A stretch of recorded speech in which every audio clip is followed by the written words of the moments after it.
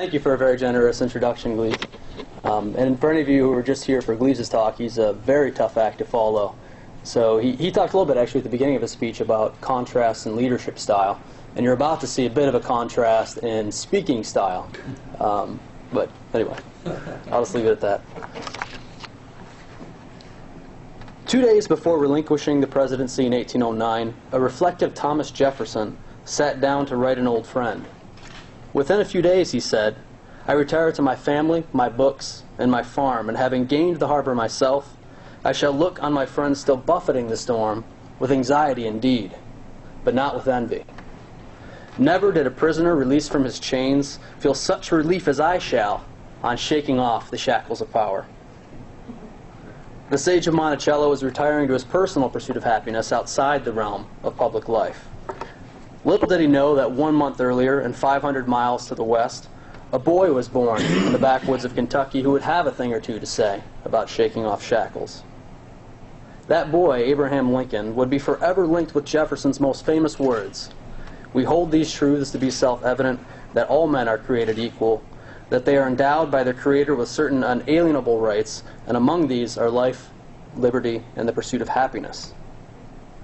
Jefferson would never hear the name of Abraham Lincoln, and yet he would be forever married to him in our history books, atop Mount Rushmore, and in the nation's spirit. Lincoln would hark back to Jefferson's words again and again throughout his coming political career. Let us readopt the Declaration of Independence and the practices and policy which harmonize with it, Lincoln said in 1854. Let us revere the Declaration, he said 2 years later. All honor to Jefferson, Lincoln said in 1859, to the man who, in the concrete pressure of a struggle for national independence by a single people, had the coolness, forecast, and capacity to introduce into a merely revolutionary document an abstract truth applicable to all men and all times, and so to embalm it there that today and in all coming days it shall be a rebuke and a stumbling block to the very harbingers of reappearing tyranny and oppression. Get away with words, didn't he? On his way to take the presidential oath of office in 1861, President-elect Lincoln stopped in Independence Hall in Philadelphia, where the Continental Congress had adopted the Declaration 85 years earlier. All political sentiments I entertain, he said there, have been drawn from the sentiments which originated and were given to the world from this hall. I have never had a feeling politically that did not spring from the sentiments embodied in the Declaration of Independence. It was that which gave promise that in due time the weights should be lifted from the shoulders of men, and that all should have an equal chance. Of course, as we shall see, Lincoln returned to the Declaration again when he visited the battlefield and cemetery at Gettysburg to give new meaning to 3 years of blood shed between brothers. Lincoln is most often associated with two of Jefferson's self-evident truths. One, that all men are created equal, and two, that they are endowed with an unalienable right to liberty. After all, these are the clauses that Lincoln himself most referenced. Lincoln's House Divided and Cooper's Union speeches, the Lincoln-Douglas debates over Kansas-Nebraska, and the moral view of slavery, the Emancipation Proclamation, and again, the Gettysburg Address, all of these further connect Lincoln in the American imagination with equality and liberty. But there's yet another element in Jefferson's Declaration that permeates Lincoln's life and career but receives considerably less attention: the pursuit of happiness. Lincoln struggled in his personal life to find happiness, and he struggled in his political life to create the conditions for public happiness. His most enduring legacy, of course, is that in the fiery trial of the Civil War, he brought forth what some historians have called a second American Revolution, overthrowing the slave power and giving a whole race of people their fair claim to Jefferson's Declaration and the liberty, if not yet the equality or the wherewithal, to pursue their happiness. These three pursuits, personal happiness, public happiness, and future happiness for the slave, are what I would like to talk to you about today. Lincoln was born into a tough world 200 years ago. Growing up in the woods of Kentucky, Illinois, and Indiana and Illinois, Lincoln's family lived the independent frontier life that Jefferson had envisioned as the lifeblood of the young nation, as the ever-abundant fountain of youth. Yet for Lincoln, the West took life as quickly as it gave it. His only brother died in infancy in Kentucky. In 1818, an infectious disease spread near Abraham's home in southern Indiana. First, it had infected and killed his uncle and aunt, Thomas and Elizabeth Sparrow. Then in October, it took from him his mother, 34-year-old Nancy Lincoln. And if you were here for Gleaves' talk, you really described well what that experience would be like in a small one-room cabin where Lincoln and his whole family would have had to watch his mother die. Less than 2 years later, when Abraham was 17, his sister moved out of his father's home, a devastating development for Lincoln, who was very much attached to his older sister. Less than 2 years later, she died in childbirth. And the child, Abraham's nephew, was stillborn. A neighbor later recalled Lincoln's reaction to news of his sister. He sat down in the door of the smokehouse and buried his face in his hands, the neighbor remembered. The tears slowly trickled from between his bony fingers, and his gaunt frame shook with sobs. If deaths of the three most important women in his childhood three of the most important women in his childhood caused Lincoln considerable grief, he gained little comfort from his father and the other men in his life. Thomas Lincoln, who was barely literate, never understood his son's literary bent. Lincoln would often wander away from his chores to read a book under a shade tree. He would get up early in the morning, read, steal away throughout the day to read, and read well into the evening by the fireside. To his father, stepbrother, and cousins, who expected to live and die laboring on a farm, this seemed beyond indulgent. It was wasteful, lazy, contemptible. His father, not generally harsh or abusive, would often beat his son for this behavior. Lincoln was lazy, a very lazy man, his cousin concluded. Neighbors agreed. He was awful lazy. He was no hand to pitch in and killing snakes. Lincoln, for his part, rejected their way of life and their worldview. Such a distance came between Abraham and his father that years later, despite pleas from his father's bedside where he lay dying, Lincoln elected not to return home. He stayed away, too, during his father's funeral. If Lincoln's childhood and adolescence were trying, his terrible love life brought little relief. First, there was Anne Rutledge. As Gleaves mentioned, it's debated among historians today, as it was among his contemporaries, whether or not Abraham and Anne were engaged to marry after Lincoln left his father's home and established himself independently. But many believe that Anne, excuse me, not a good place to set this water up here. But many believe that Anne was the love of Abraham's life. Rutledge was a very pretty girl, according to historian David Herbert Donald, with fair skin, blue eyes, and auburn hair.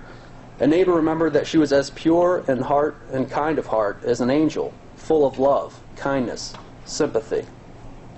Herndon later claimed that Anne was the only woman that Lincoln ever loved.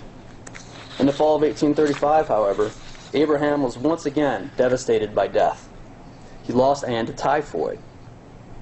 It was at this time, as we shall see in a moment, that Lincoln experienced his first of two very prolonged and public emotional collapses. Next, there was Mary Owens, with whom Lincoln had a love affair when he was 27. Abraham and Mary had an informal understanding that they would eventually wed.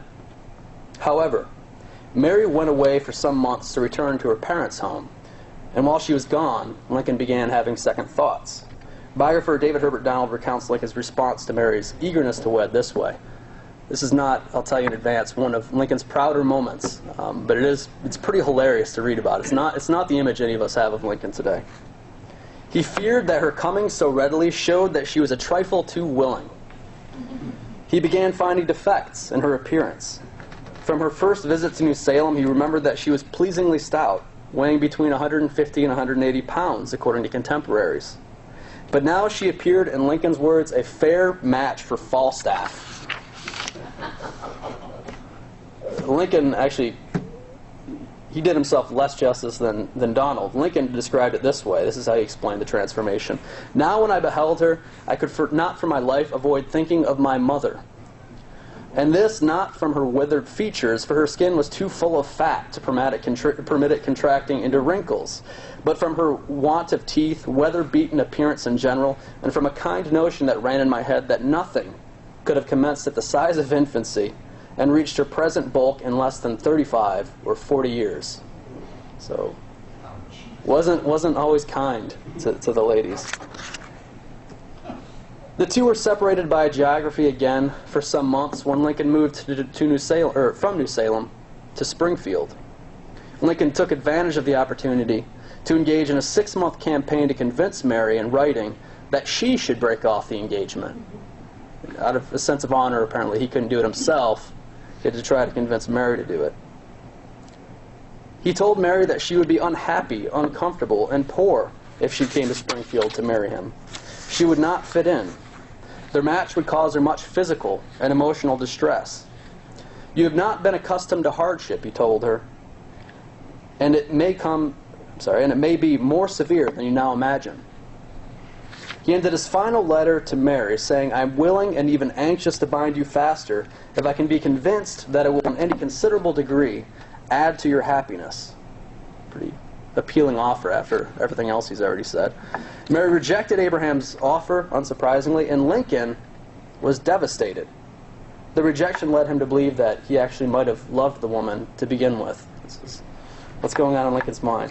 Next, there was Mary Todd. You'll notice in a moment that this starts to sound a bit like a soap opera when I'm recounting Lincoln's love affairs. But next, there was Mary Todd, the cousin of Lincoln's neighbor Elizabeth Edwards. Lincoln spent much of his time at the Edwards home seeing Mary, and the two eventually entered an engagement.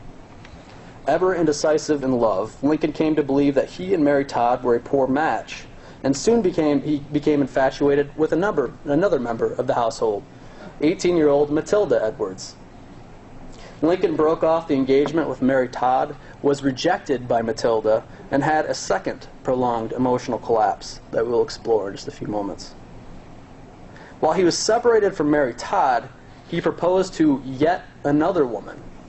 Apparently he was just very eager to propose to people. I don't know if you guys had this experience in your coming of age. Just propose to this person, next person. We'll see how it goes. 16-year-old Sarah Rickard rejected his offer, in her words, because the peculiar manner of his general deportment would not be likely to fascinate a young girl just entering the society world. So he was rejected yet again. As we know, Lincoln eventually returned to Mary Todd, but the two did not live happily ever after. If death and tempestuous love affairs were roadblocks in Lincoln's pursuit of happiness before marriage, they would continue to be afterward. As 2 of their 4 children died, and Mary famously exorcised her demons. And of course, as Gleaves pointed out, a 3rd child would die. Mary would experience the death of another child after losing her husband.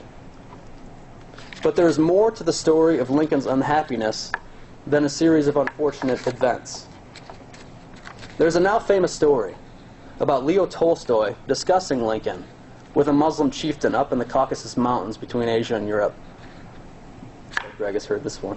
No, okay, I guess not. I guess it's a little obscure. According to Tolstoy, Lincoln's fame and reputation had spread all the way to that isolated corner of the world. The chief reputedly saying of Lincoln, he spoke with a voice of thunder, he laughed with the sunrise, and his deeds were as strong as the rock. The chief's mood changed, however, when he had the opportunity to see a picture of Lincoln's face that Tolstoy presented to him. He gazed at it for several moments silently, Tolstoy later recalled, like one in reverent prayer, his eyes filled with tears. He was deeply touched, and I asked him why he became so sad. After pondering my question for a moment, he replied, "Don't you find, judging from his picture, that his eyes are full of tears, and his lips are sad with secret sorrow?" That sorrow that the chief saw in Lincoln's face, that melancholy, as his friends and colleagues referred to it, can be partially explained by the tragedies and the struggles that we just recalled. But there is something deeper, some quality inside of Lincoln that challenged him throughout his entire life. Biographer Joshua Wolf Schenck recently explored the evidence and concluded that the deep, pervasive sadness of Lincoln's mother, the strange spells of his father would wander off in the woods muttering to himself for long periods of time, and the striking presence of mental illness in the family of his uncle and aunts suggests a likelihood of a biological predisposition toward depression in Lincoln.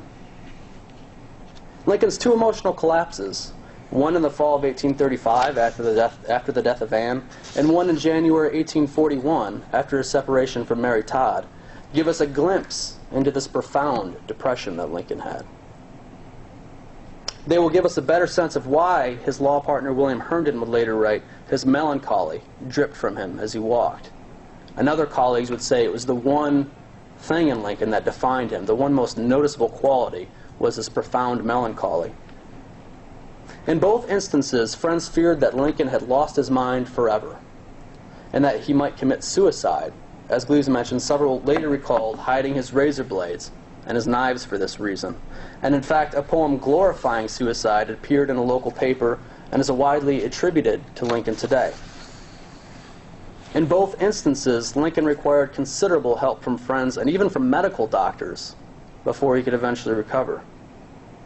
According to historian Michael Burlingame, Lincoln likely underwent many of the customary procedures of that time, including a painful regimen of bleeding, leeching, the application of heated cups to his temples, mustard rubs, foul-tasting medicines, and cold water baths. Apparently this was pretty terrible. They'd have you sit in a hot tub and then jump into a cold tub and back into a hot tub. It sounds like not the most fun experience in the world.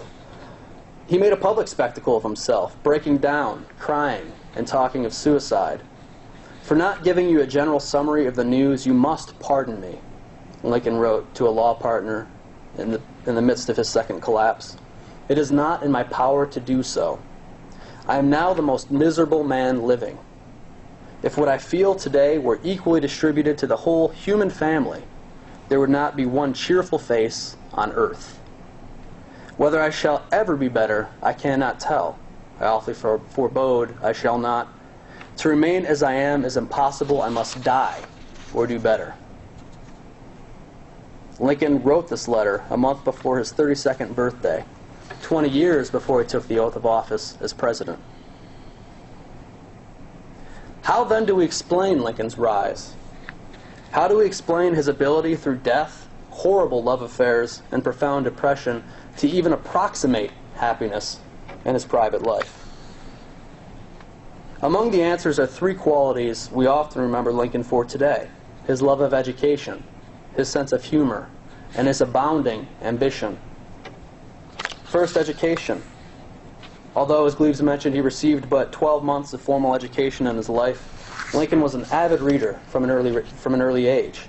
According to his family members, he was a constant, stubborn reader who would read all the books he could lay his hands on.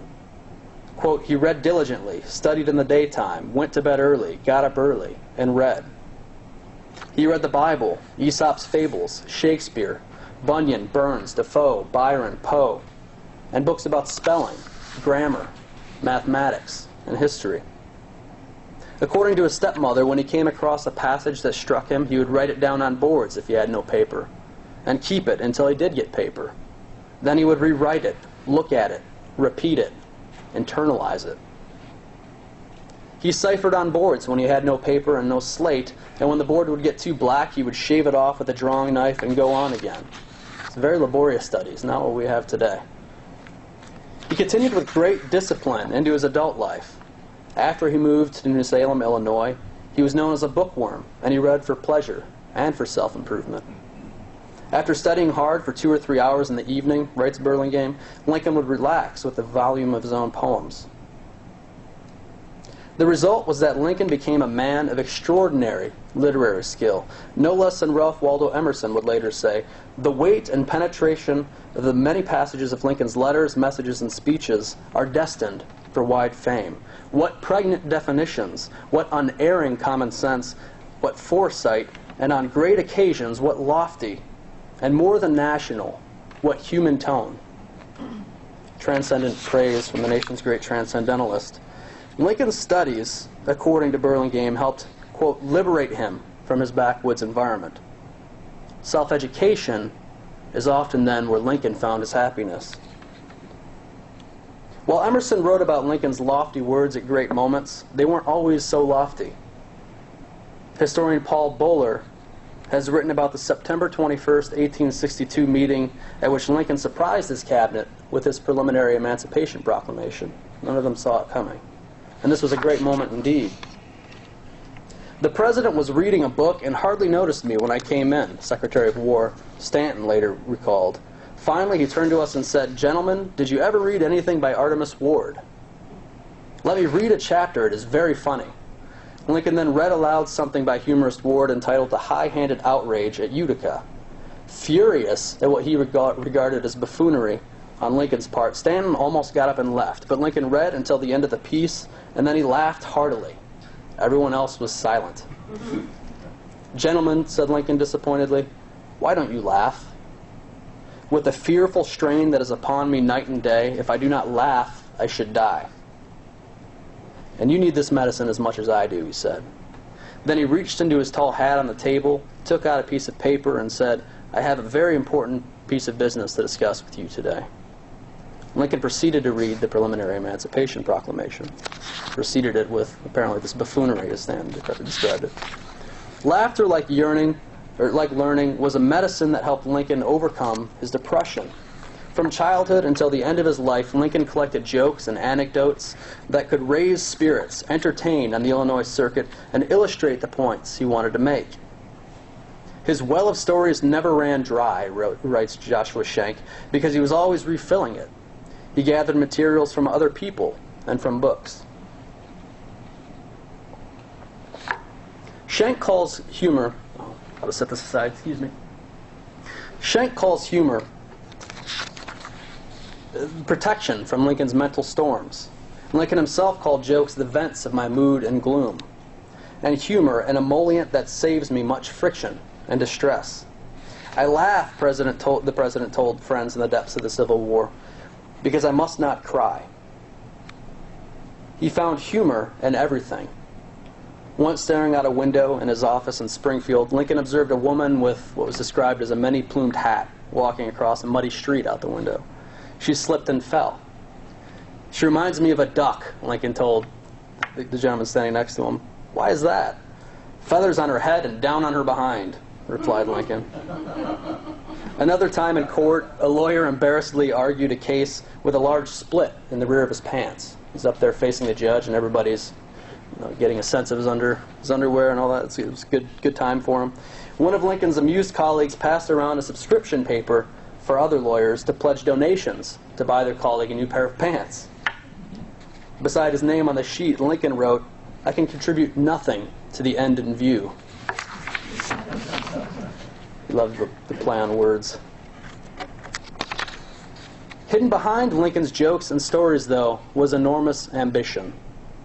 In his deepest depression in 1841, Lincoln declared to his friend Joshua Speed that he would be more than willing to die. "But I have an irrepressible desire to live till I can be assured that the world is a little better for my having lived in it." He wanted to connect himself with the great events transpiring in his generation, according to Speed, and to so impress himself upon them as to link his name with something that would redound to the interests of his fellow man. At first, Lincoln's ambition lacked focus. In the course of 10 years, writes biographer Donald, Lincoln tried nearly every kind of work on the frontier: carpenter, riverboat man, store clerk, soldier, merchant, postmaster, blacksmith, surveyor, lawyer, politician. His greatest ambitions were as a lawyer and politician, and he applied himself to perfecting both as intensely as he applied himself to his boyhood studies. We can all relate to Lincoln's best efforts to evade the troubling aspects of his life by channeling his energy into his passion, education, his hobby, storytelling, and his career. But in Lincoln's case, his love of learning, his search for humor, and his overweening ambition probably saved him from his otherwise insurmountable depression. And as the remainder of our discussion here will make plain, we are all better off for it. In the midst of the Civil War, an old woman visited Lincoln at the executive mansion to beg that her husband be released from the army so that he could come help support the family. When Lincoln granted her request, she left with tears of joy in her eyes. "It is more than many can often say," Lincoln wrote in a letter to Joshua Speed, "that in doing right, one can make two people happy in one day. Speed, die when I may, I want it said of me by those who know me best, that I always plucked a thistle and planted a flower when I thought a flower would grow. Plucked a thistle and planted a flower. When Lincoln entered the world of politics, he did so with numerous ideas about how government could intervene to ease the burden on individual Americans and to reduce obstacles in their pursuit of happiness, to plant thistles wherever possible. His political philosophy owed much to his forebears. 40 years before Lincoln received his political education, two visions for promoting public happiness in the United States were born in competition. They can be traced to debates in George Washington's cabinet between Secretary of State Thomas Jefferson and Secretary of the Treasury Alexander Hamilton. They crystallized in the first party system, and they survived into the new century. Two visions, Jefferson's America and Hamilton's America, persisted into Lincoln's day in debates over presidential power, territorial expansion, internal improvements, banks, tariffs, and states' rights. As we shall see, Lincoln was born into one, but in many ways, in many respects, he adopted the other. His vision would ultimately be an amalgamation of the two. Let's take a closer look. Thomas Jefferson, on the one hand, wanted to author a new Declaration of Independence for individual Americans. He wanted to free people from the whims of government, from the contrivances of profiteers, from creditors. This is an important point for a man who inherited and accumulated significant debt in his lifetime, almost insurmountable debt, and from all forms of dependence, foreign and domestic. Dependence, wrote Jefferson, begets subservience and venality, suffocates the germ of virtue, and perpetuates fit tools in the designs of ambition. Jefferson's vision required vacant lands. Vacant lands to liberate the coming generations of Americans from corrupt cities, as he saw them. It is not surprising, then, that Jefferson contemplated as governor of Virginia the forcible acquisition of Detroit and Lake Erie from the British in order to add that extensive and fertile country, in his words, to the empire of liberty.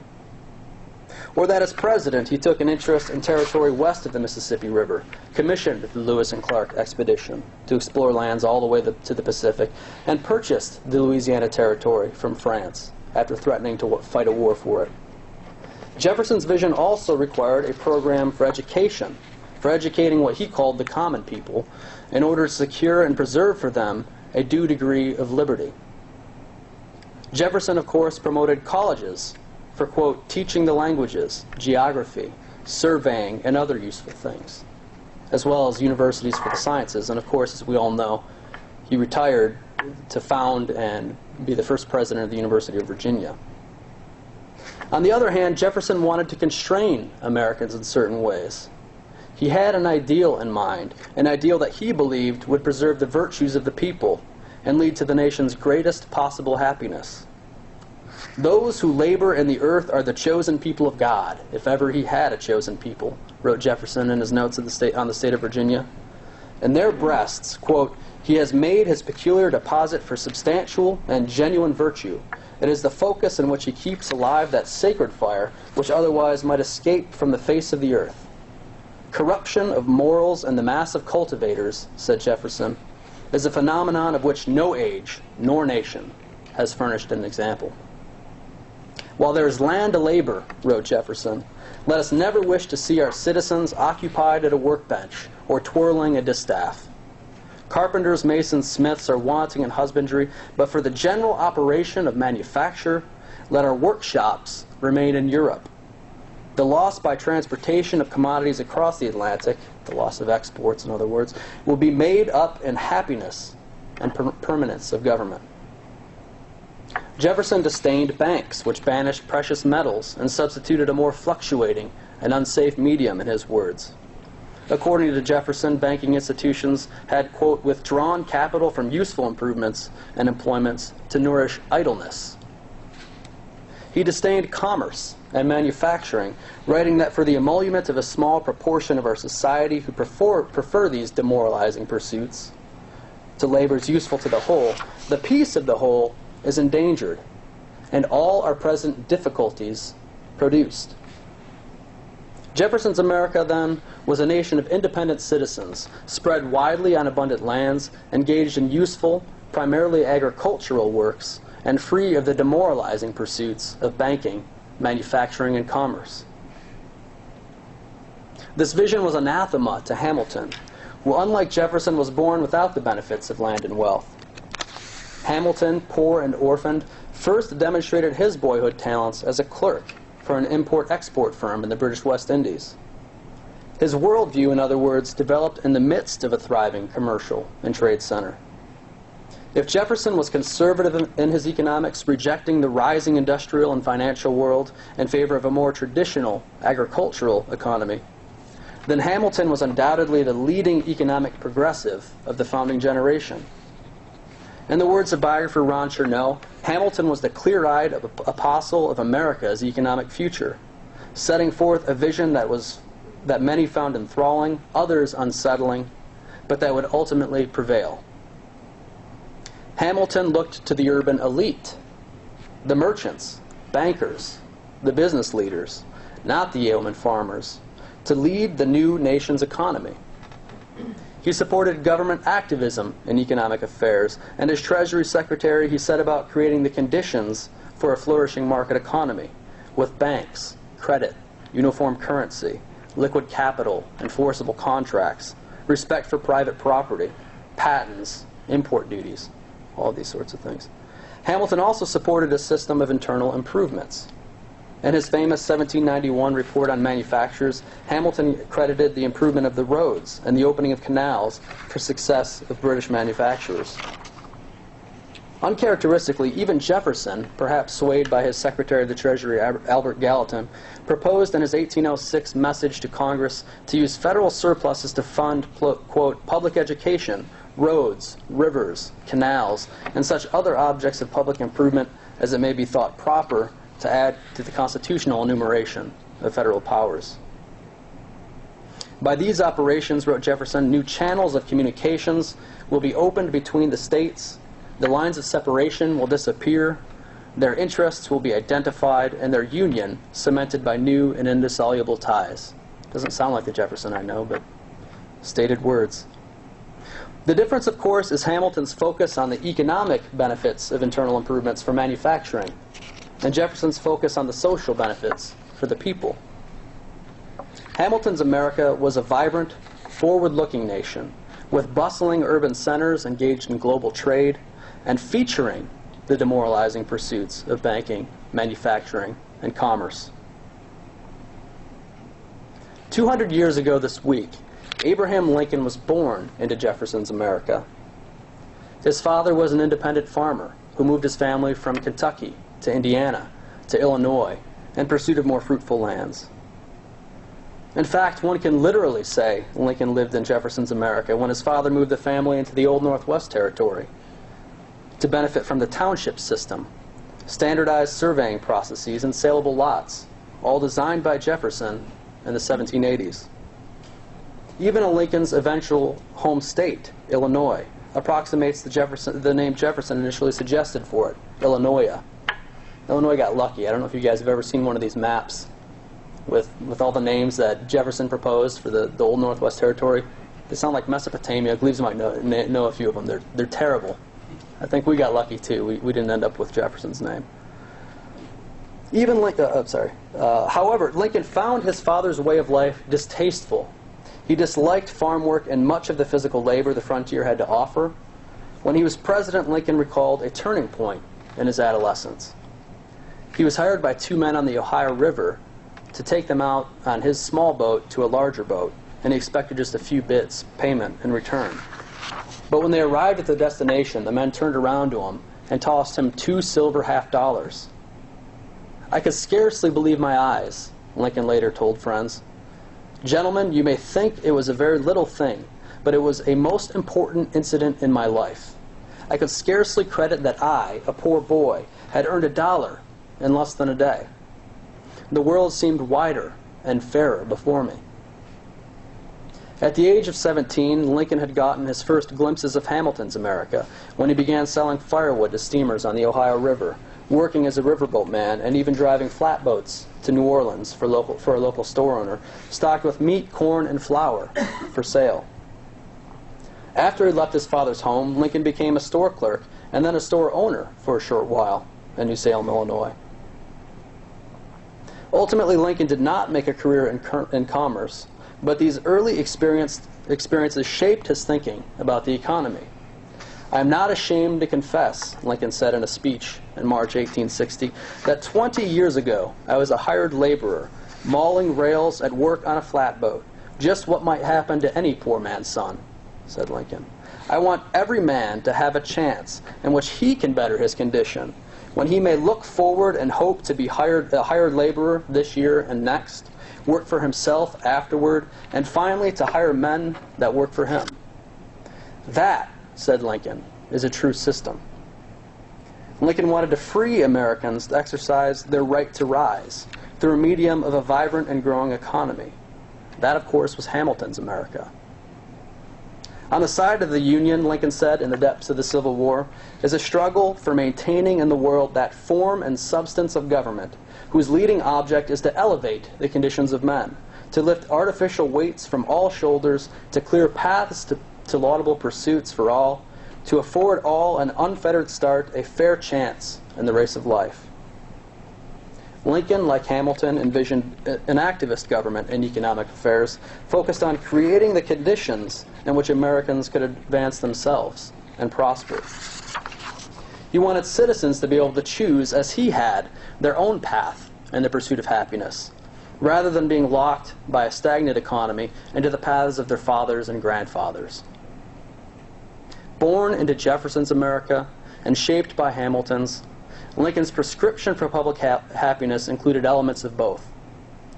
On Hamilton's side of the ledger, Lincoln supported internal improvements to promote economic development, banks, including a national bank with government deposits, and tariff protection for manufacturing firms, among other economic measures.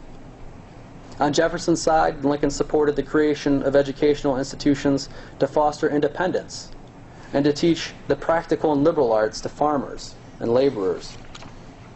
"For my part," Lincoln wrote in 1832, "I desire to see the time when education, and by its means morality, sobriety, enterprise, and industry, shall become much more general than at present."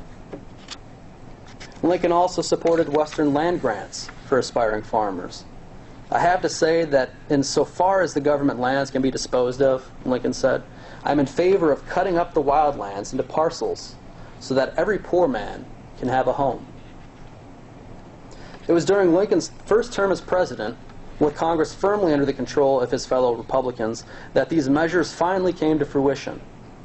Lincoln signed, in historian James McPherson's words, an astonishing blitz of laws that worked to fundamentally reshape the relation of government to the economy. On the one hand, these laws created the conditions under which Hamilton's America could flourish in the coming decades. Higher tariffs nurtured manufacturing. A national bank reintroduced monetary policy and provided a uniform currency. The first transcontinental railroad spurred economic development in the West. And a new array of federal taxes, including the nation's first income tax, created by a Republican. We talked about this earlier, how parties have changed over years. The first income tax kept the government on firm footing. On the other hand, they created the conditions under which Jefferson's America would flourish. The Homestead Act produced tens of thousands of prosperous independent family farms by distributing 160-acre plots of federal land in the West. And the Morrill Act established agricultural and mechanical colleges in all the states, more than 70 in total, to, quote, promote the liberal and practical education of the industrial classes and the several pursuits of professional life. Lincoln's America, with its support for agricultural, financial, industrial, commercial, and educational pursuits, would provide greater opportunity and wherewithal for succeeding generations of Americans to pursue their own happiness. So to review, Lincoln struggled in his personal life through death, love affairs, and profound depression to pursue happiness in learning, humor, and ambition. He struggled in his political life to create economic conditions that would produce public happiness by making possible for a larger number of Americans a staggering rise like his, up a path of his own choosing from the log cabin to the White House. I would like to conclude then by briefly looking at Lincoln's greatest struggle, his hero's journey, if you were here to hear my talk yesterday, which would prove to be his most enduring legacy. That struggle was to stake just claim for a whole race of people to the precepts of the Declaration of Independence, to life, liberty, and the pursuit of happiness. Abraham Lincoln was out of politics by the age of 40. In 1849, damaged by his exuberant opposition to President Polk's popular Mexican War, the 4-term Illinois state legislator and 1-term U.S. representative retired to his law practice in Springfield. But within 5 years, Lincoln had heard his call to action. Since the Missouri Compromise of 1820, slavery had been outlawed north of the Mason-Dixon line in the old Louisiana Territory, leading many, including Lincoln, to believe that, bounded as it was, the nation's peculiar institution would gradually and thankfully fade away. Henry Clay struck a compromise in 1850, and Lincoln supported it, that attempted to end the controversy over newly acquired territory from the Mexican War by bringing California in as a free state, while allowing popular sovereignty, or the will of the people, to decide whether the New Mexico or Utah territories would be free or slave. Lincoln now believed the debate over extending slavery was, in his words, settled forever. There was a good chance that free states would be carved out of New Mexico, since its climate was not ideal for cultivating tobacco or cotton, and Utah, surrounded by free states, would likely follow suit. Now, in 1854, Stephen Douglas's Kansas-Nebraska Act repealed the Missouri Compromise altogether and opened up all the Louisiana Territory, including modern-day Kansas and Nebraska, much of Montana, Wyoming, and Colorado, and parts of North and South Dakota, to be brought into the Union, quote, with or without slavery, depending upon popular sovereignty. The people, according to the act, were, quote, perfectly free to form and regulate their domestic institutions in their own way. The moral issue of slavery, in Lincoln's mind, had become a democratic question for newly emerging states north and south of the Mason-Dixon line. Not only that, but Kansas-Nebraska, which could theoretically bolster American slavery by breathing new life into the domestic slave trade and by adding new states to the slave power, seemed to Lincoln a dangerous step on a path toward the legalization of slavery in any and all states. Douglas's challenge had to be met. This would be the great cause of Lincoln's generation that he would impress himself upon. If he succeeded in the fight, this would be the achievement that would redound to the interests of his fellow man, that would realize his highest ambition.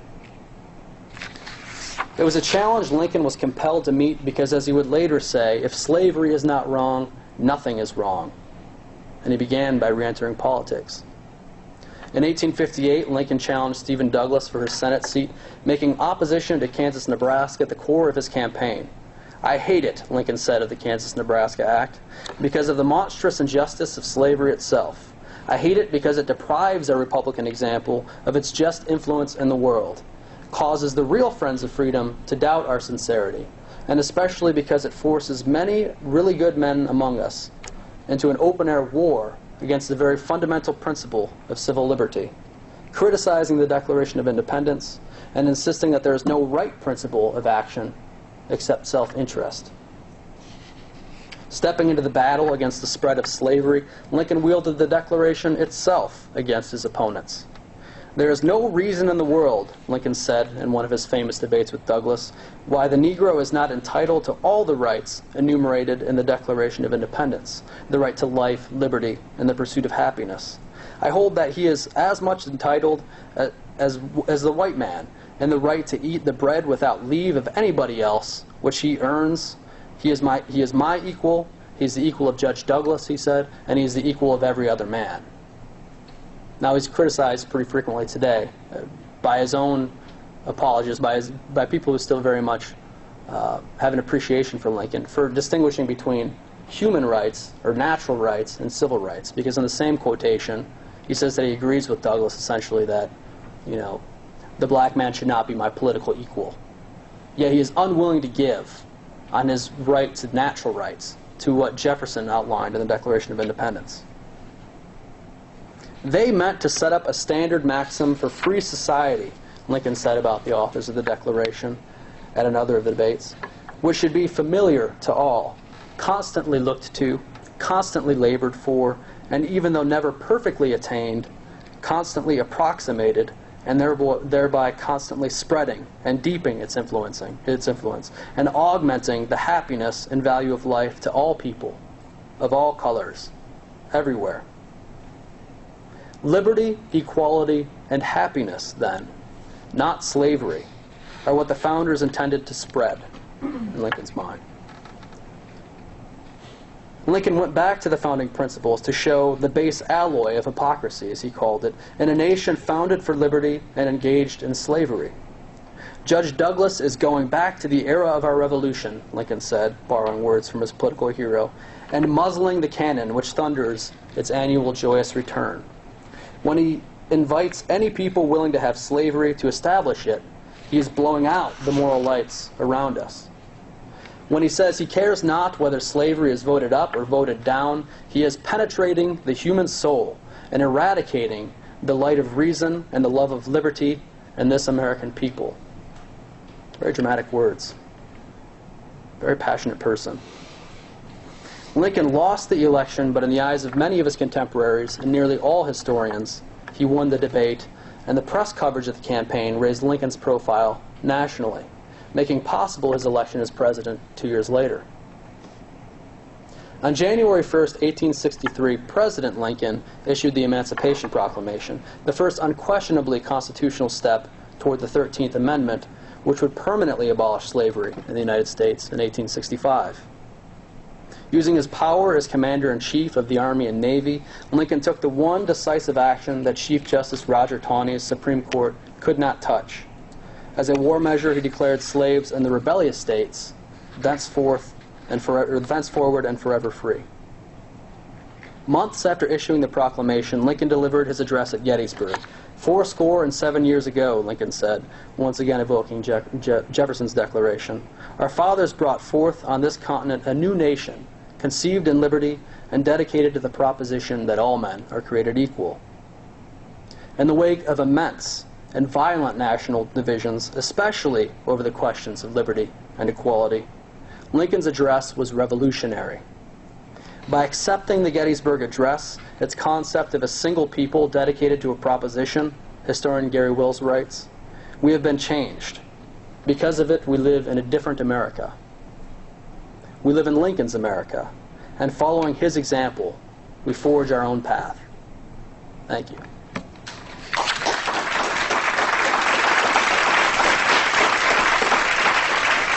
I'd be happy to field any questions. I don't know how much time we have. I probably took up too much time. We have 10 minutes. Left you speechless. I have a question. Sure. Has anybody done any work systematically on this question of the pursuit of happiness, personally, politically, and then for a whole group of people? I don't think so. As I said at the beginning of the talk, I think all the attention typically goes to equality and liberty. But no, I mean, there's a lot of writing about his struggle to find happiness, and in fact, your speech this morning showcased it. And there's a considerable degree of work, obviously, on emancipation. But no, I haven't seen anything that connects the three in terms of the pursuit of happiness and how this was a goal, an ideal in his life. You know, that's what got me on this path. Is it was very interesting to me to see that in his greatest depths, in his depression, his ultimate ambition was to make other people happier, or make some impact on the world that would maybe make the journey a little easier for others. It's probably idealized, and if you're here for Scott Stabler's talk this morning, he has a very much different take on Lincoln. And they're probably both right in their own way. Everyone has complex motives, and maybe this pursuit of happiness was part of Lincoln's. I almost said Gleaves's. Is that a Freudian slip? We've got Lincoln in the room here, but maybe that was part of his motive, and there were some other more economic motives as well that Scott hit on today. And do you buy the thesis that it was because of Lincoln's failure to find happiness in his personal life, through his marriage and the tragedy of losing 2 kids, while he that probably drove him to think of sublimating it. And I mean, if he had been a happy, sort of accommodated dude, he wouldn't have become the great man he was. Yeah, no, I think there's definitely something to that. I think the most depressed among us dive into our careers, right? I mean, that's sort of a way to divert our attention from what's horrible about our lives. And we've had H.W. Brands, in fact, speak on this before. I don't know if you guys are familiar with H.W. Brands. Writes a lot of presidential biography, great historian down from the University of Texas. But he wrote on Theodore Roosevelt about this exact idea, basically saying that, like Lincoln, Theodore Roosevelt was a deeply depressed man. It ran in his family. I mean, you could see it in his father, you could see it in his sons later. And the way that TR evaded his own depression, I think H.W. Brands had a much more impressive way of saying it. I think he said he was running away from the blackness in his path or something like that. But the way he evaded his depression was by being always at work, constantly working. This is a man who, in the Oval Office, was reading and writing books between appointments. He was staying up to all hours of the night. He just kept himself busy so that he would never have to think about the things maybe that depressed him. And I think you can see the same thing in Lincoln. Brands' take, actually, is that in the age of Prozac, we're missing out on a lot of potential leaders who maybe could have been just as busy as Lincoln and as TR. They could have just done great things, but instead they medicate that depression rather than, apparently, in a less healthy way, running away from it and busying themselves. But it's an interesting question. Medicate, not sublimate. Right, yeah, right. Yeah. Well, if there's nothing else, thank you very much.